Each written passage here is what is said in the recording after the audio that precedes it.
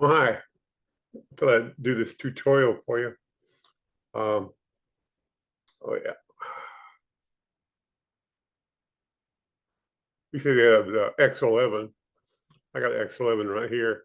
And the tool that you're looking at is the same in X11 as it is in the latest version, X15. So since I introduced the tool, it hasn't changed in terms of its application. I'll open this up. I think I know what you want to know.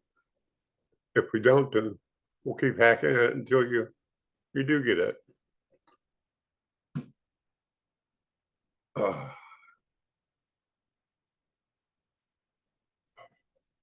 okay. Now, I'll just start a blank plan. Okay.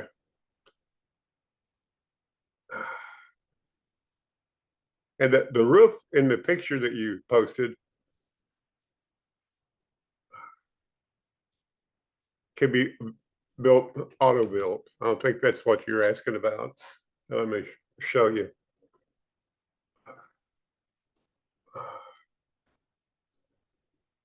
Oh, I didn't close. I guess I closed it. Damn. Oops.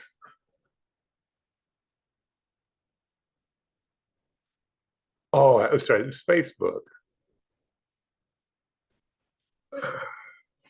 Most of these questions I get come from Home Talk or Chief Talk.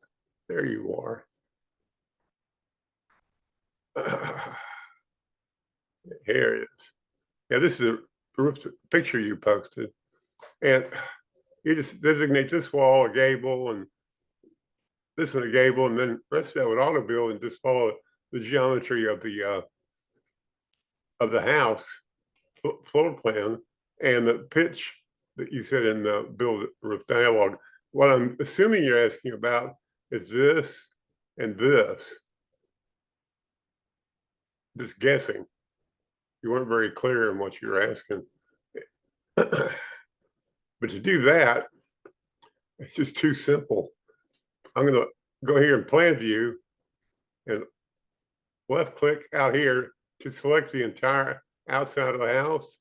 And if you look in the edit toolbar over here, edit toolbar, see this selected, this is what you can apply to it. I want the molding, make a room molding polyline, left click. It asks me what kind of molding, what kind of height. Now, this out of the box, I'll check it in a minute, is 9 feet. So I'm going to set the molding height to 9 feet. And that creates a molding, and then you take that molding, and there's the height I set it to, and go to moldings and assign one. Right? There's not one assigned. I'm going to click on Add New.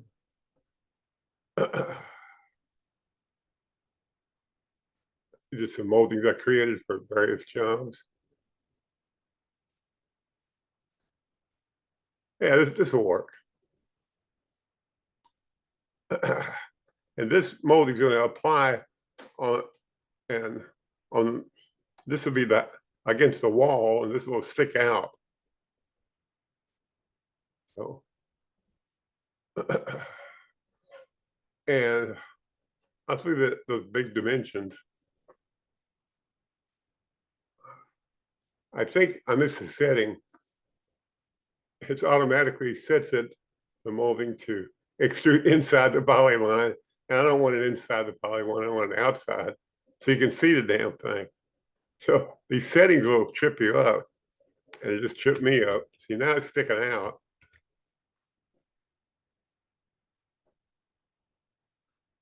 And this is a molding I made specifically for a job.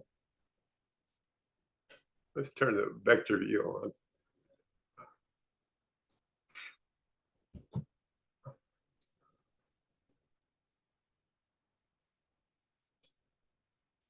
Turn the color off.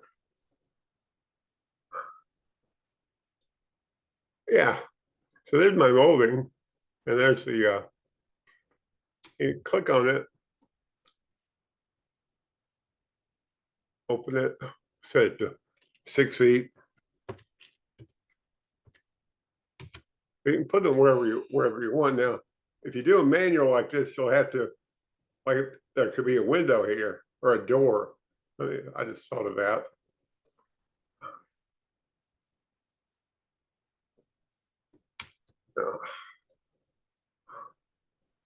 Yeah, see, that's intruding on the window. I could break this. Yeah. Looking for the rotate handle. There it is. See, I can just take this and open the dialog and raise it. Again, this is a part of the architectural design. You design the look that you want. Okay, that clears it. Or you could take it, click on it,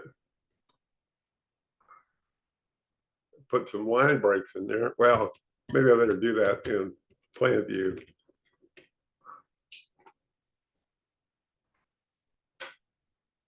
Oh, there it is. There's a molding profile, or molding polyline, excuse me. Break, break. See, I can isolate a little piece of here and then open the segment I've isolated and turn the molding off. No molding on selected edge. See?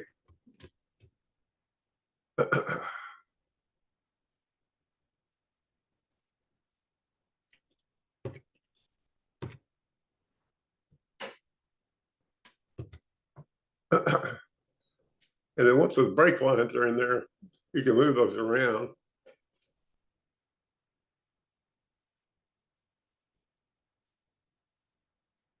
Click on this here, and put that, turn it back on. That's pretty, simple basics about molding polylines, and you can alter them for wall openings like windows and doors, and control them height-wise and so forth. Well, I hope this helps you, but have a great day from Texas. Thank you, sir. Bye.